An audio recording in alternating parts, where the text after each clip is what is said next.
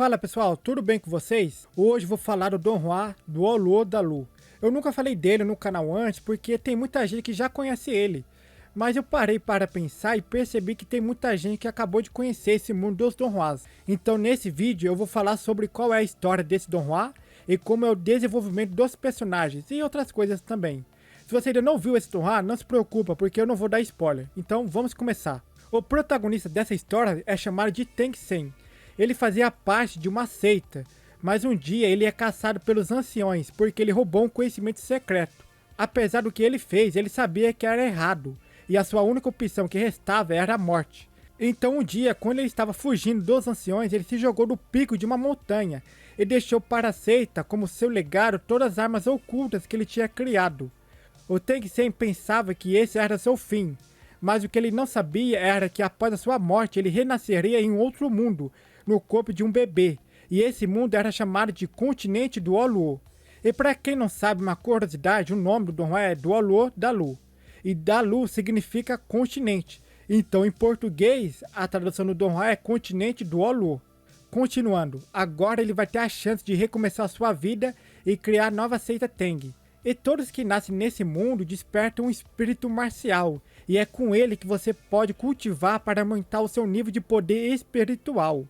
Nesse mundo, o espírito que você desperta quando nasce é muito importante, porque ele é o responsável que vai fazer como você vai ser visto e tratado pelas pessoas desse mundo. Se alguém desperta um espírito fraco, automaticamente essa pessoa é menosprezada, maltratada e vai se tornar uma piada para as outras pessoas. Isso acontece porque as pessoas desse mundo elas usam os espíritos marcial para fazer um pré-julgamento. Elas acham que só porque alguém tem um espírito fraco ou forte, isso vai definir se essa pessoa terá um futuro de sucesso ou de fracasso. Então sim, esse é o maior preconceito que tem no continente do Oluo. Um exemplo que eu posso dar é do Teng Sen. Ele despertou o espírito marcial da grama azul prateada. Esse espírito é visto por todos como inútil, porque como você vai lutar com alguém usando uma grama como um espírito marcial? E presta atenção quando você for assistir. A primeira vez que Teng Sen mostra qual é o seu espírito marcial para seu pai, assim que o pai dele vê, ele fica muito triste, porque sabe que a grama azul prateada não é tão poderosa comparada com os outros espíritos. Principalmente, ele se preocupa porque como seu filho ia se proteger das outras pessoas em uma luta, usando a grama azul prateada para lutar, já que ela é fraca. E o outro ponto que acontece com mais frequência, e esse sim, é mais fácil de você ver como sendo um preconceito, é quando o Teng Sen ele vai lutar. Toda vez que ele entra em uma luta e as pessoas veem o seu espírito marcial, elas começam a rir e a soltar piada.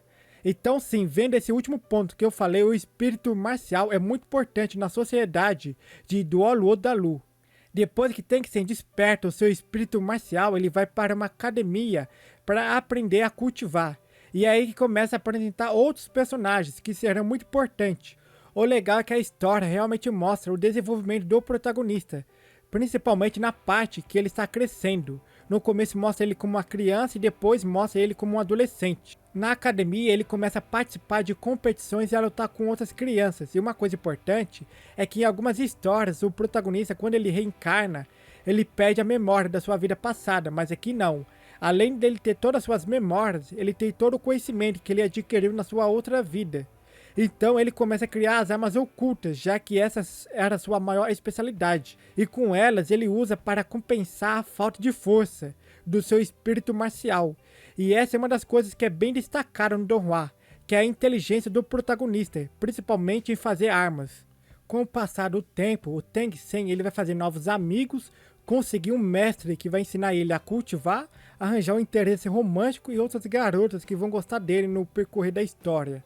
Se você pensa que do Olô da Lu não tem profundidade, você está errado, porque esse Don Juan já passou de 150 episódios, e nesse percurso ele já mostrou o passado do pai e da mãe do Prota. Então se você achava que o Don Juan não iria explicar isso, o Don Juan explica, mostra também um pouco do passado do Teng Sen, como era a sua outra vida antes dele morrer. Mostra o passado da garota, que é o interesse romântico dele, e eu realmente não acreditei quando eu vi o passado dela. O Don Juan também fala da família do Teng Sen. Em resumo, do Olô da Lu ele vai te surpreender e ao mesmo tempo mostrar dúvidas que você nem sabia que tinha.